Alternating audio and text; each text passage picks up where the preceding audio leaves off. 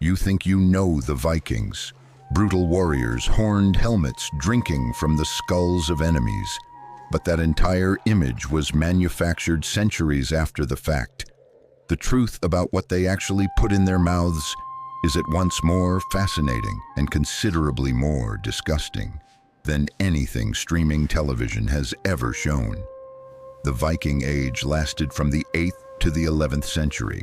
They were Scandinavians, Norwegians, Swedes, Danes, living in one of the most hostile environments in the Northern Hemisphere. Every meal they consumed was a direct negotiation with winter, hunger, and death. There were no supermarkets, no refrigerators, only what the land and the sea could provide. And before we get to what they ate every day, you need to know that the most disgusting part of this story hasn't even started yet. First things first, forget the roasted meat. The most common dish for a Viking peasant, who represented the overwhelming majority of the population, was porridge. Oats, rye, or barley boiled in water, with luck accompanied by some seasonal vegetable. That was it. Every day, no variation, no salt most of the time. Salt was scarce and expensive in medieval Scandinavia. It was not a seasoning, it was currency. Whoever had salt had power. Most Viking peasants ate food that was practically unseasoned for weeks at a time.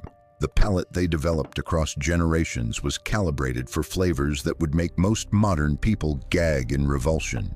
Meat was rare on the common man's table. Archaeologists who studied animal bones at Viking sites in Britain noticed something curious. Most of the cattle and sheep found were older animals, over 2 years of age. That means they were used first for milk and wool. The meat only came when the animal was no longer useful for anything else. When there was meat, every part was used. Nothing was discarded. Offal, intestines, lungs, kidneys, tongue, feet, testicles. Everything went into the pot. The concept of a prime cut was a luxury of the nobility. For the Norse peasant, wasting any part of an animal was an insult. Bones were boiled until the very last drop of marrow had been extracted. Pigs were the most popular animals in Viking settlements. They ate anything, grew quickly, and provided precious fat for the winter. Pork fat was the Viking equivalent of Mediterranean olive oil. It was used for cooking, for waterproofing leather, for starting fires. Whoever had a fat pig in autumn had a real chance of surviving the winter. But there was one animal that surprises nearly everyone when it appears on Viking menus: the horse.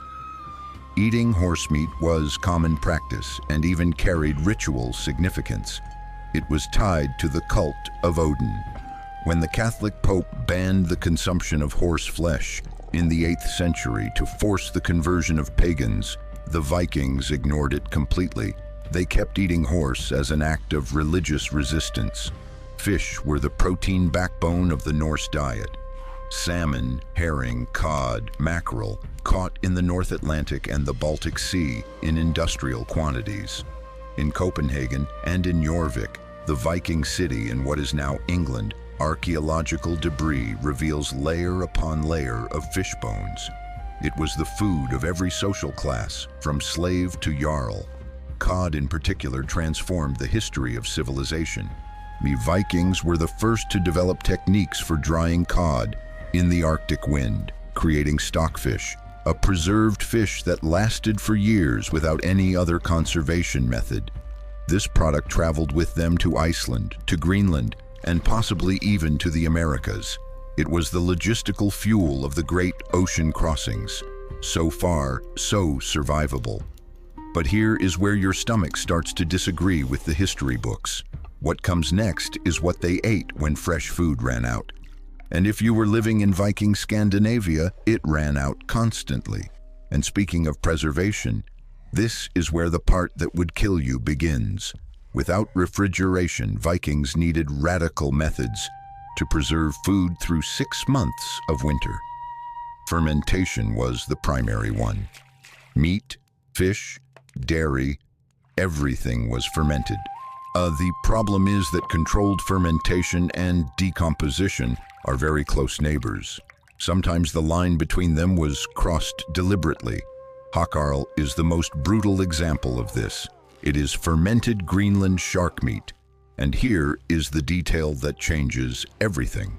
Fresh meat from this shark is toxic to humans. The animal accumulates uric acid and trimethylamine oxide in its tissues to keep from freezing in Arctic waters. Eating a few raw pieces causes convulsions, symptoms resembling extreme intoxication, and can be fatal.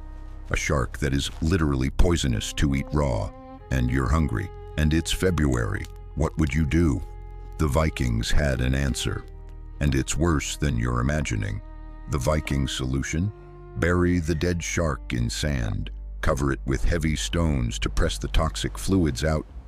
Leave it fermenting for 6 to 12 weeks. Then hang it in the freezing wind for another 4 to 5 months. The result is a meat so intensely ammonia-scented that modern international chefs have described it as the worst thing they have ever put in their mouths. Anthony Bourdain, who ate everything the world had to offer, categorically declared Haakarl the most repulsive thing he had ever tasted. A British television presenter couldn't swallow it and spat it out immediately. Modern Icelanders themselves acknowledge the flavor is genuinely terrible, but for 1,000 years that revolting dish was literally the difference between surviving the Arctic winter or dying in it. Norwegian rackfisk followed a similar logic. Trout or salmon salted and fermented for 2 to 3 months, eaten raw, no cooking. So the fish changes texture during fermentation. It becomes gelatinous with a pungent odor. Modern food safety guidelines recommend that pregnant women and immunocompromised individuals avoid the dish entirely. Vikings had no guidelines. They ate it and hoped for the best. Fermented dairy was another central pillar of the Norse diet. Skyr, a milk derivative close to Greek yogurt, was produced and consumed in enormous quantities. Containers of sour whey were found in large barrels buried in the floors of Icelandic pantries. The acidity preserved the product and provided probiotics that, ironically, helped Vikings survive their own dangerous food practices. Butter was also fermented and buried. In Northern Ireland and Scotland, regions with strong Norse presence, archaeologists continue to find barrels of bog butter, some centuries old. The anaerobic process preserved the fat for decades. Records indicate that bog butter aged 15 or 20 years was considered a premium product, not a waste. Viking bread was hard, dark, and dense, made from rye, oats, or barley, rarely wheat, which was scarce in the north. Archaeologists have found examples of loaves with mixtures that included tree bark, ground weeds, and wild seeds. In times of scarcity, crushed birch bark was added to increase volume. Eating this bread daily destroyed tooth enamel within a few years. Viking teeth confirm this in the archaeological record. Analysis of skulls from the Viking Age shows severe dental wear in virtually all adults. It was caused by 2 factors: the abrasive bread packed with hard particles and the sand that inevitably contaminated grain during milling on stone querns. By the age of 30, most Vikings had already lost significant numbers of teeth, and tooth loss was the least of their problems. The absence of refrigeration meant the entire diet operated in a zone where food safety, as we know it today, simply did not exist. A Viking family was not choosing between good food and bad food. They were choosing between eating and not eating.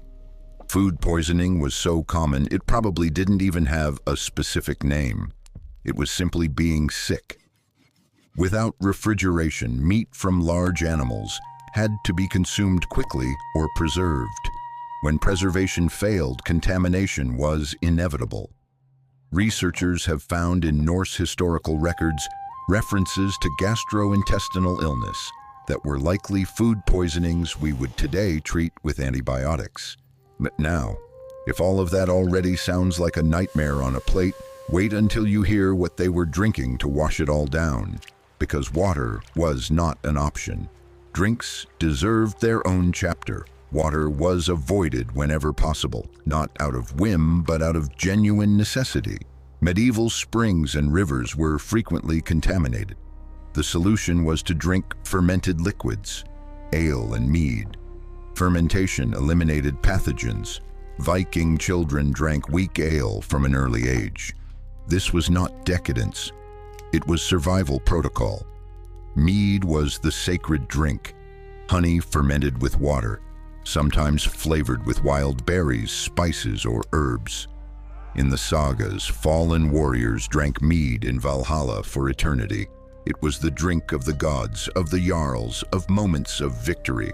Producing quality mead required honey in abundance, which made beekeeping a strategically high-value activity throughout Scandinavia.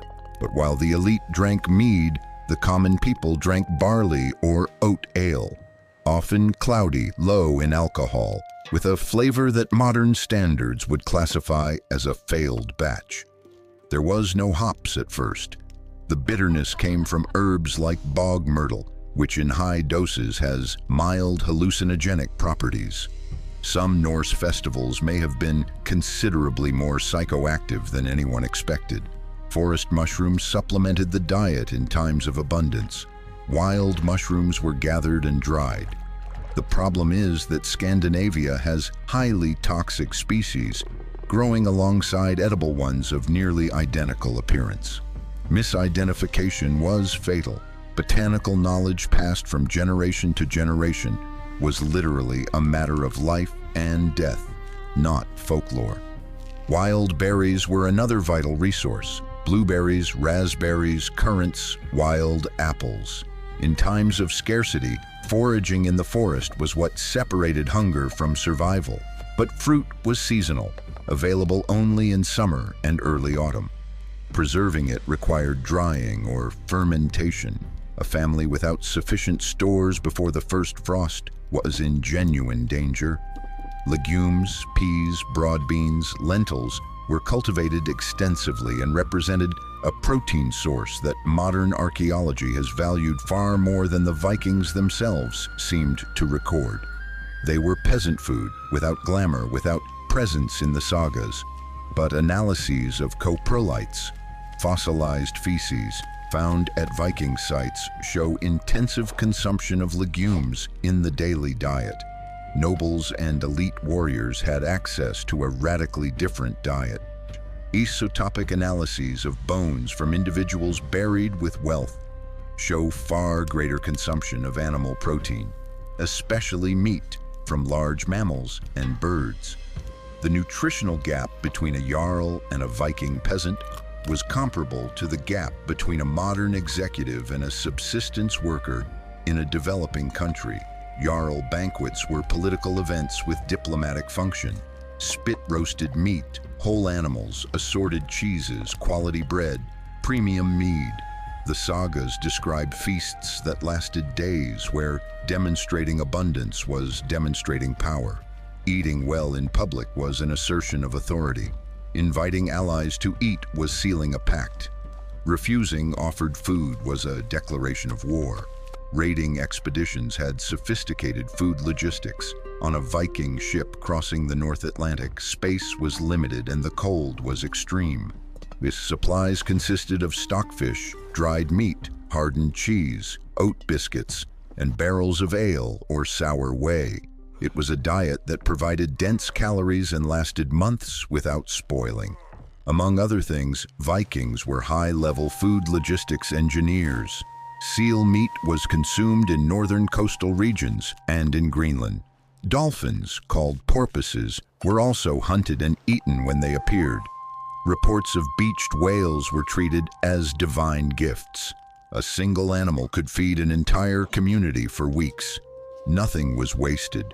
Whale oil was used for cooking and for lighting homes throughout the winter. Seabird eggs were collected from coastal cliffs in an activity that carried genuine risk of death. Viking climbers descended rock faces on ropes to reach nests of gannets, gulls, and puffins. The eggs were seasonal and highly nutritious. Puffins were also hunted directly, and their meat, described by medieval travelers as fatty with an intense flavor of the sea, was enjoyed at festivals and in everyday Icelandic life alike. Hunting was both a noble pursuit and a functional necessity. Elk, reindeer, wild boar, deer, hares, bears, all were killed when opportunity arose. The bear held special status. Killing a bear was a warrior's deed. The meat was tough, fatty, and strongly flavored. But in the depths of a Scandinavian winter, a bear carcass represented hundreds of kilocalories that could be the difference between a family surviving the season or not. The question of water contamination can never be overlooked. In Viking settlements, water wells sat dangerously close to latrines and organic waste deposits. Cross-contamination was inevitable. This partly explains the dependence on fermented drinks and also the relatively low life expectancy. Reaching 40 years of age in good health was statistically unlikely for most of the common population. Everything you've heard so far, that was the year-round reality. But winter was a different level entirely. And if you were an average Viking family who miscalculated by even a few weeks, what happened next was not a bad season. It was the last season. Winter was the most brutal period. Between December and March, access to fresh food was zero. The diet shrank to whatever had been stockpiled through summer and autumn.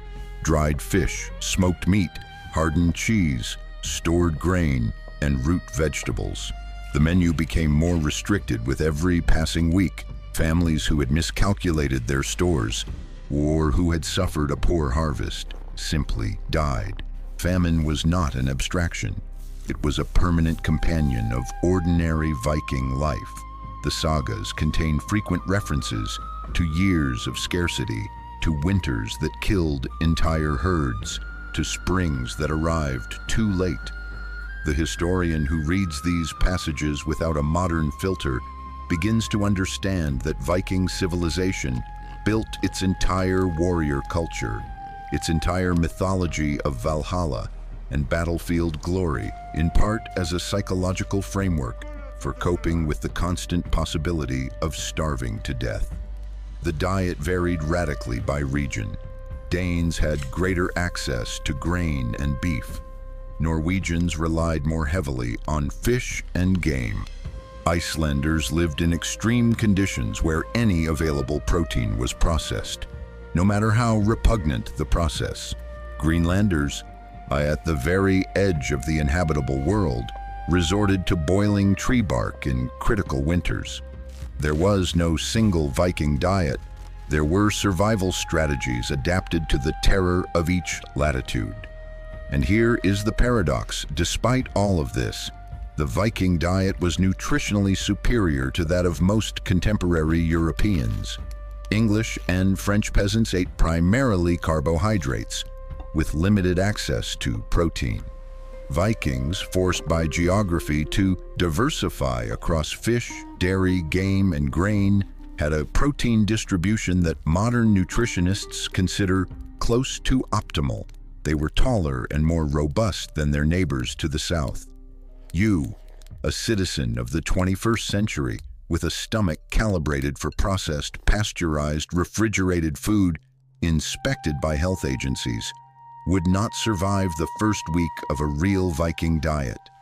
Not the ammoniac hockarl, not the raw rackfisk, not the birch bark bread, not the cloudy ale brewed from mildly psychoactive herbs, not the horse meat cooked with the intestines still inside. Your immune system is not prepared, your palate even less so. Vikings ate what the cold and cruel world gave them. They buried toxic sharks to make them edible. They fermented milk until it was sour enough to survive the winter. They drank ale because water would kill them faster. They ate horses because they were hungry, and the horses were there. And from that hard, ugly, and often poisonous diet, they built one of the most expansive and resilient civilizations in human history. The next time someone talks about returning to an ancestral diet, remember the shark buried in the sand. Ancestral does not mean better, it means survivor.